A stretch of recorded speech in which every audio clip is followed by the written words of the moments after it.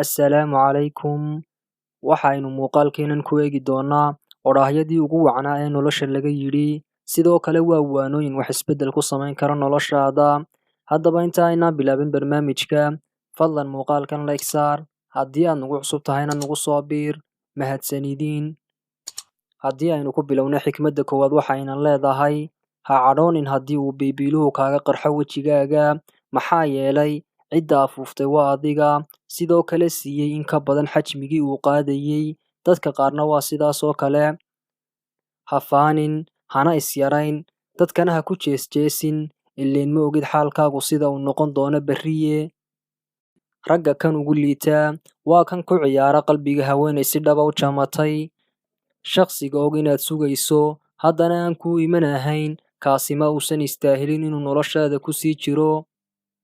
Haddii aad ku dhacdo dembi, dadka ha uga sheekaynin. Dadku waxbay kashifaan mana cudur daaraane, balse Rabbi waa uu asturaa waana dhaafaa.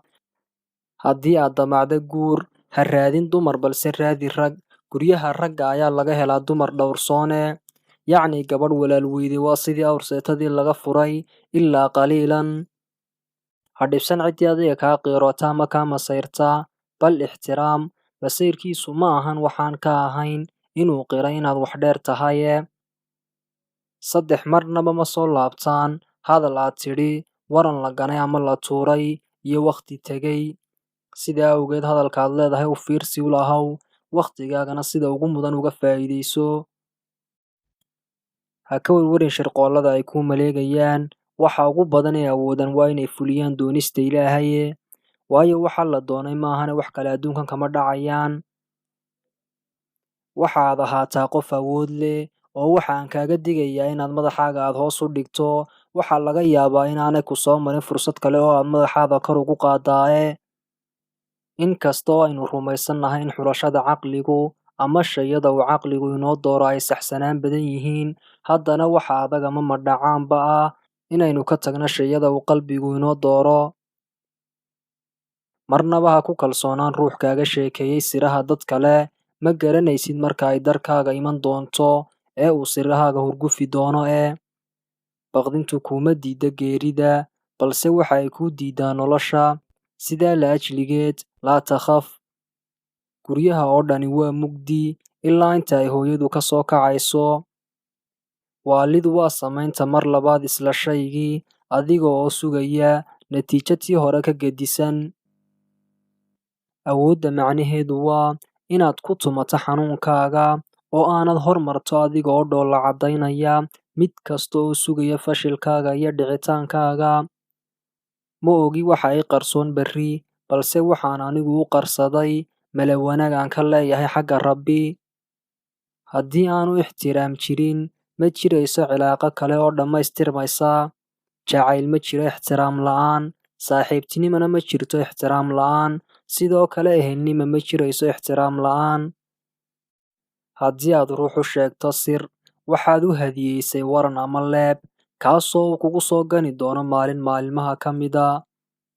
Caloosha gaajaysan, jeebka musallafay, iyo qalbiyada dhaawacani waxa ay ku baraan casharrada iyo duruusta ugu wanaagsan ee nolosha. Ha murugoon haddii uu welwelku daaliyey, adduunyaduna kugu soo ciriiriyoonaatay, ama sida aynu fahmayno magaalada ay ku soo eegtay. Waxa laga yaabaa inuu Rabbi doonayo inuu codkaaga maqlo adiga oo baryaya. Qofkii kugu eega il isla weyni ah ku eeg il jaahilnimo ah, kii kugu eega il isduldhig ahna ku eeg il muhiimadsiin leh. Shaqsi walbana booskiisa dhig, hana ka badbadin, hana ka gaabin.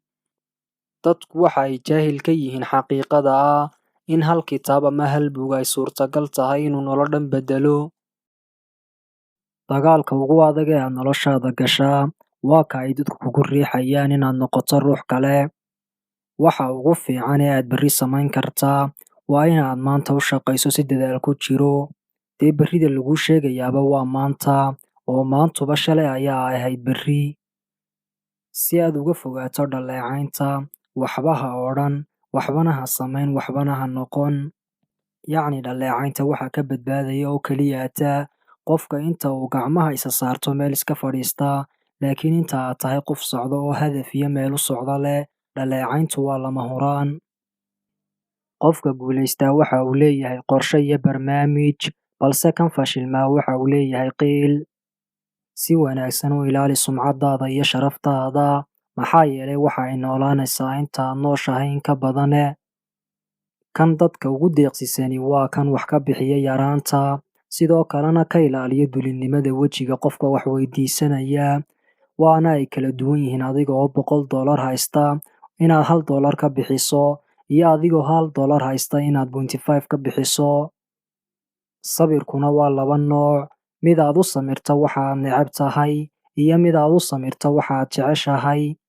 Waa halkii uu Dr. Mustafa Maxamuud ka lahaa nuqaawimu maa nuxibu wanataxamal maa nakrah, yacni waan la dagaalamaynaa waxaanu jecelnahay, waanan u dulqaadanaynaa waxaanu necebnahay.